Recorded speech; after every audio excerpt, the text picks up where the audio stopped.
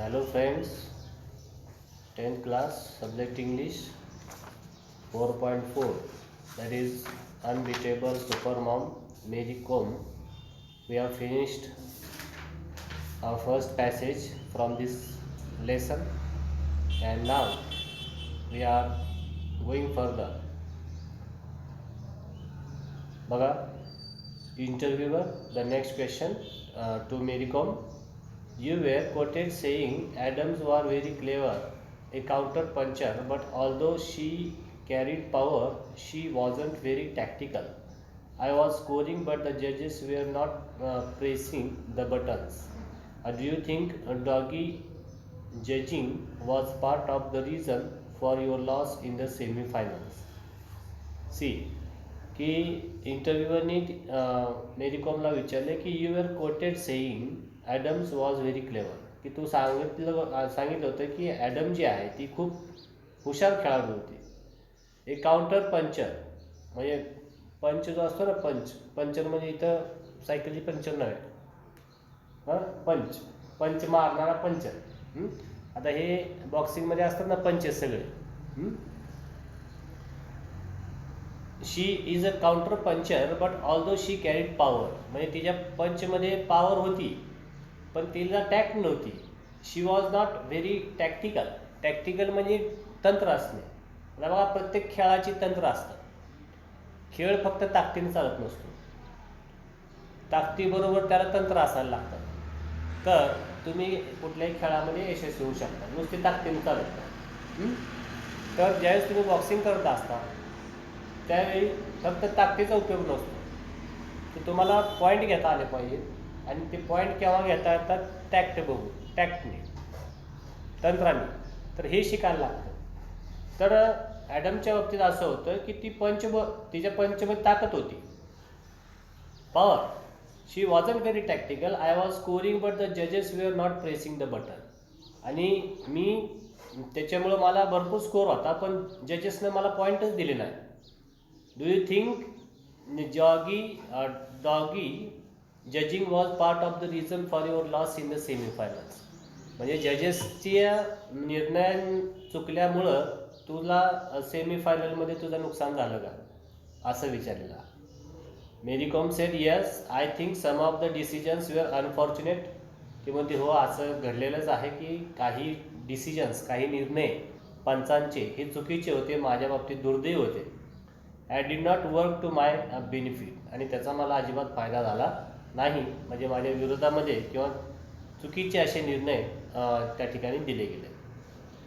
इंटरव्ह्यूअर, India managed just 6 medals in the 2012 Olympics even though we are a nation of 1.3 billion people. Where do you think a change is required to help us win medals that are proportionate with our population? Very important question. मग खूप महत्त्वाचा प्रश्न विचारला आहे. India manage just 6 medals in 2012 Olympics. 2012मध्ये ज्या ऑलिम्पिकच्या स्पर्धा भरलेल्या होत्या त्याच्यामध्ये भारताला फक्त 6 पदकं मिळाली होती. खेळामध्ये किती पदकं मिळाली होती? 6 पदकं फक्त मिळाली होती. आणि आपली लोकसंख्या किती आहे? Even though we are a nation of 1.3 billion people. Billion आणि मिलियन हे एकक आहे मोजायचे. जसे रुपये, पैसे आहे की नाही, परत 100, 1000, लाख, करोड, परत मिलियन आणि बिलियन हे शब्द नेहमी तुमच्या ऐकण्यात येतात. याचे अर्थ आपल्याला माहीत पाहिजे. You must know the meaning of million and billion. What is million? Million म्हणजे 10 lakh. 1 million is equal to 10 lakh. 1 million म्हणजे किती? 10 लाख. म्हणजे 10 लाख म्हणायच्या ऐवजी आपण काय म्हणतो त्याला? 1 मिलियन म्हणतो. म्हणजे इंटरनॅशनल लेवलवरती मिलियन चालतं, लाख वगैरे बोलत नाही. कळलं? आणि मोठा आकडा असेल तर 10 लाख म्हणण्यापेक्षा 1 बिलियन, 1 मिलियन, राईट, असं म्हणायचं. आता 1 बिलियन म्हणजे किती? 100 कोटी. 1 मिलियन म्हणजे किती सांगितलं? 10 लाख. आणि 1 बिलियन म्हणजे किती? 100 कोटी. लक्षात राहील सर्वांच्या, कारण हे शब्द तुमच्या पुन्हा ऐकण्यात येणार आहे. माहीत पाहिजे आपल्याला 1 मिलियन आणि 1 billion. 1 million 10 lakh, 1 billion 100 crore. मग आपलं लोकसंख्या किती आहे? 1.3 बिलियन. 1.3 बिलियन म्हणजे 1.3 गुणिले 100 कोटी. मग 1.3 म्हणजे 130 कोटी, बरोबर आहे. 1.3 म्हणजे 1 म्हणजे 100 आणि 0.3 म्हणजे 30, 130 कोटी. बिलियन मध्ये. मिलियन असतं तर 1.3 मिलियन असतं तर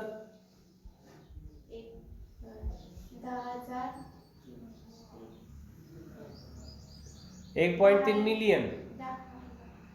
1 मिलियन म्हणजे किती? 10 लाख आहे की नाही. आता 3चे परत किती? 3 लाख म्हणजे 13 लाख. 13 लाख झाले. 1.3 मिलियन असतं तर 13 लाख आणि 1.3 बिलियन म्हणजे 130 कोटी.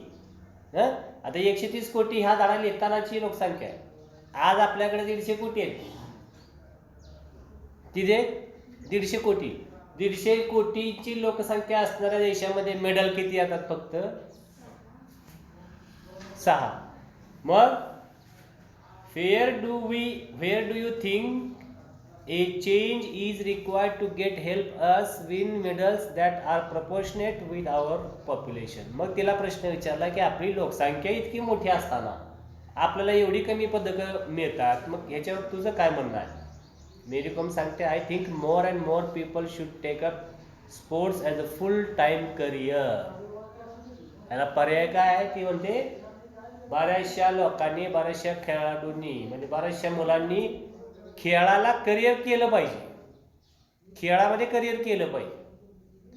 खेळ हे कमवण्याचं साधन बनलं पाहिजे, कमाईचं साधन बनलं पाहिजे. तर त्याच्यामध्ये व्यावसायिकता आली पाहिजे. एवढी मेंटॅलिटी आपली झाली पाहिजे की आपण खेळालाच व्यवसाय म्हणून स्वीकारलं तर ही संख्या नक्की वाढेल, असं तिचं म्हणणं आहे. Full time career if we want more gold medals. जर आपल्याला जास्तीत जास्त गोल्ड मेडल मिळवायचे असतील तर आपल्याला स्पोर्ट्स, खेळ हा फुल टाईम करिअर आपल्याला खेळामध्ये करावं लागेल. More corporates should come in and sponsor players so that the players don't have any financial pressure and can just focus on their games. आणि जे काही कॉर्पोरेट्स आहेत, कॉर्पोरेट म्हणजे मोठमोठ्या कंपनीचे, इंडस्ट्रीची मालकं जी आहेत किंवा इंडस्ट्री जी आहे यांच्याकडे पैसा असतो आणि प्रत्येक खेळाडूकडे पैसा असत नाही आणि खेळायला पैसा लागतो. कुठलाही खेळ हा बिगर पैशाचा होत नाही. तुम्ही साधं रनिंगमध्ये जर भाग घेतला तर त्याला ते स्पाइक्स लागतात, ज्याला खिळे असतात त्या बुटाला प्रॅक्टिसला. मग ते स्पाइक्सला परत पैसे. त्याशिवाय ह्या जे पाय असतात तुमची, हितला भाग जो आहे पोर्शन, काय म्हणतो आपण त्याला, पिंढऱ्या, ह्या पिंढऱ्या मजबूत होत नाहीत त्याशिवाय. ते बूट जे असतात त्याला स्पाइक्स म्हणतात. त्या स्पाइक्सला खिळे असतात समोर. खिळे काय करतात की तुमचा पाय पडल्याबरोबर जमिनीत घुसून बसतात, पण ज्यावेळेस तुम्हाला पाय उचलायचा आहे त्यावेळेस त्रास होतो, म्हणजे ताण बसतो इथं. आणि हा ताण बसून काय होतं, हे मजबूत होतं. उद्देश काय असतो? तुम्हाला काय ते स्पाइक्स घालून पळायचं नसतं रनिंगमध्ये, साधे बुटच घालून पळायचं असतं. मग स्पाइक्स कशासाठी वापरतात? हे मजबूत पाहिजे पळायला. मग हेच मजबूत कशाने होणार? तुमचे ते खिळे हात रवले की परत काढायला त्रास होतो. मग हे जे इथं त्रास होतो आहे ना, कष्ट इथं लागतं सगळं, ताण इथं बसतो. आणि ताण बसलं की तो एरिया, तो पार्ट जो आहे शरीराचा तो डेव्हलप होतो. लक्षात आलं ना? तो मजबूत होतो आणि ते होणं गरजेचं असतं. म्हणजे सांगण्याचा उद्देश काय? कुठलाही खेळ घ्या तुम्ही, हॉकी घ्या, फुटबॉल घ्या. फुटबॉल जर तुम्ही खेळायला लागला तर सारखे बॉल फुटतात मारल्यानंतर, मग बॉल बदलायला लागतात, पैशाचा खर्च आला. परत त्याला हॉकी खेळता तुम्ही, स्टिक्स आल्या, कुठलाही बॅडमिंटनची रॅकेट आली, तुटत असते नेहमी, फुटत असते, बॉल सारखे खराब होत असतात, मग बराचसा खर्च असतो. लक्षात ना? मग ह्या सगळ्या मुलांची, खेळाडूंची तयारी नसते खर्च करायची किंवा परिस्थिती नसते. मग त्याच्यामुळं म्हणजे दोन गोष्टी आपल्याला कारणीभूत आहेत कमी मेडल मिळवण्यासाठी. कुठल्या गोष्टी आता आपण बघितल्या, आपल्याकडं पैशाची अडचण आहे. दुसरी गोष्ट, आपल्याकडं फुल टाईम करिअर म्हणून स्पोर्ट्सकडं बघितलं जात नाही. बरोबर, ह्या 2 अडचणी आहेत. मग जर आपल्याला फायनान्शियल कॉर्पोरेट्स लोक जर भेटली, मोठमोठाली जर पैसेवाली मंडळी आपल्या पाठीमाशी उभी राहिली की तुला होऊ दे काय खर्च व्हायचा ते, तू आपलं तुझ्या कामगिरीकडे फोकस कर आणि खर्च आम्ही करू, असं म्हणलं तर त्या मुलाला सोपं आहे ना. त्याला फक्त प्रॅक्टिसच करायची मग, आहे की नाही. कारण पैशाचं टेन्शन नाही, मग तो त्याच्या कामगिरीवर लक्ष द्यायला त्याला वेळ भेटेल, किंवा पूर्ण फोकस त्याचं कुठं जाईल, त्याच्या खेळावर देता येईल. पैशाकडे त्याचं लक्ष जाणार नाही, म्हणजे त्याला टेन्शन राहणार नाही बाकीच्या गोष्टीचं. मग म्हणून सांगितले या ठिकाणी की मोठमोठ्या लोकांनी फायनान्शियल मदत करावी खेळाडूंना, आणि खेळाडूंनी फक्त खेळाकडे लक्ष द्यावं आणि फुल टाईम करिअर करावं. तर अशा पद्धतीचं जर आपण पॉलिसी राबवल्या तर शक्यता आहे की मेडलची संख्या नक्कीच आपल्याकडं वाढणार आहे. इंटरव्ह्यूअर, डू यू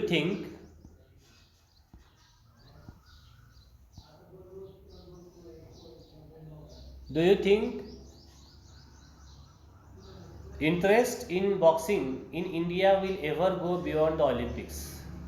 म्हणजे तुला असं वाटतं का की बॉक्सिंगमध्ये जे इंटरेस्ट घेणारे लोक आहेत, म्हणजे भारतामध्ये, ते भारताला पुढं घेऊन जातील ऑलिम्पिक्समध्ये, असं तुला वाटतं का भारतीयांना? Mary Kom said yes, I am sure that in a few years boxing will be very popular among everyone in India all the year round. ती सांगते की हो, मला खात्री आहे की भारतामध्ये असे बॉक्सर्स तयार होतील की जे भारताचं नाव ऑलिम्पिकमध्ये चमकवतील. मला नक्कीच असं वाटतंय. Interviewer, how aware are Indian women of their nutritional requirements? Diet and nutrition must have been a key factor in your conditioning for the Olympics. Do you think nutrition is a neglected area in Indian sports? बघा, खूप महत्त्वाचा भाग आहे खेळामधला की जो आपल्याकडं इतकं जागरूकता ह्या गोष्टीबद्दल नाही. ती गोष्ट बघू. हाऊ अवेअर म्हणजे आपण किती जागरूक आहात. आर इंडियन वुमेन, भारतामधल्या ज्या महिला खेळाडू आहेत त्या किती जागृत आहेत ऑफ देअर न्यूट्रिशनल रिक्वायरमेंट. म्हणजे न्यूट्रिशनल जीवनसत्व विषयक जो गरज आहे, म्हणजे शरीराला आपल्या किती कॅलरीची गरज आहे तुमच्या खेळ खेळताना, आणि तेवढी कॅलरी आपल्याकडे असते का, तेवढी ऊर्जा आपल्याकडे असते का, ह्याच्यासाठी तुमचा डाएट व्यवस्थित पाहिजे. डाएट म्हणजे आहार, जेवण, आणि म्हणजे तुमच्या आहारामध्ये काय काय असलं पाहिजे तर तेवढी ऊर्जा तयार होईल, आणि मग तेवढी ऊर्जा म्हणजे तुम्ही तो खेळ खेळू शकता. तर हा जो भाग आहे डाएट अँड न्यूट्रिशन, हे खूप महत्त्वाचं आहे. Diet and nutrition must have be the key factor in your conditioning for the Olympics. म्हणजे ऑलिम्पिक्समध्ये ज्यावेळेस तुम्ही ऑलिम्पिक्सची तयारी करत असता त्यावेळी डाएट, तुमचा आहार, आणि तुमच्यामध्ये जे काही जीवनसत्व त्या आहारामध्ये असायला पाहिजे ह्याच्याविषयीची जी जागरूकता आहे ती खूप महत्त्वाची आहे. तो की फॅक्टर आहे. की फॅक्टर म्हणजे सगळ्यात महत्त्वाचा आहे. म्हणजे खेळाडूमध्ये त्याच्या वजनाबरोबर हे सुद्धा, त्याचं डाएटसुद्धा महत्त्वाचं असतं, त्याचा आहार महत्त्वाचा असतो. काय पण खायचं नाही किती पण खेळाडूंनी. त्याला डायटिशियन्स असतात, म्हणजे आहारविषयक तज्ज्ञ असतात. ते तज्ज्ञ ठरवतात की तुम्ही काय खाल्लं पाहिजे आणि तोच आहार तुम्हाला देतात. तुम्ही बाकीचं काय खायचं नसते, तर मला हे पाहिजे, मला हे आवडतं, असलं असतंय काय नसतं. म्हणून आपण जात नाही. आपल्या मनाचं काय चालत नाही, त्यांनी सांगत ते खाईल, बाकी नाही. आणि ते जे देतात ते बरोबर तुम्हाला शास्त्रोक्त पद्धतीने जे तुमच्या शरीराला आवश्यक आहे तेच देतात. म्हणजे ह्याची जागरूकता आपल्याकडे कमी आहे. For Olympics, do you think nutrition is a neglected area in Indian sports? म्हणजे तुला असं म्हणायचं आहे काय की भारतामध्ये हे जीवनसत्व विषयक आहाराविषयी कुणी लक्ष देत नाही. Mary Kom said the awareness is growing now among the female athletes when it comes to nutritional requirements.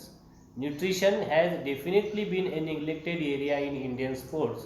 I had to gain 3 kilograms since I had to fight in the 51 kilogram event instead of the usual 48 kilograms that I fight in. So I had to focus on what to eat. I gained weight by eating the right kind of healthy food rather than bad saturated fats. आता बघा की तिला 48 किलोमध्ये खेळायचं होतं, पण तिच्याकडे असं न्यूट्रिशन वगैरे नसल्या कारणानं तिचं वजन झालं 51 किलो. वजन वाढलं, आणि वजन वाढल्या कारणानं मग म्हणजे 3 किलो जरी वजन वाढलं तरी मग समोरचा स्पर्धक मोठा आला, ठीक आहे.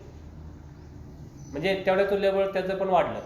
त्याच्यामुळं तिनं काय सांगते की मला फोकस करावं लागलं माझ्या जेवणाकडं, आणि सॅच्युरेटेड फॅट्स म्हणजे स्निग्ध पदार्थ ज्याला आपण म्हणतो, तेलकट, ठीक आहे ना, तुपकट पदार्थ मी खायचे टाळले, आणि परत 3 किलो वजन कमी केलं, आणि मग 48 किलो गटामध्ये मी खेळले. तर याच्यासाठी डायटिशियन्स आणि न्यूट्रिशनिस्ट हे महत्त्वाचे असतात. Interviewer, how big a role did OGQ play in shaping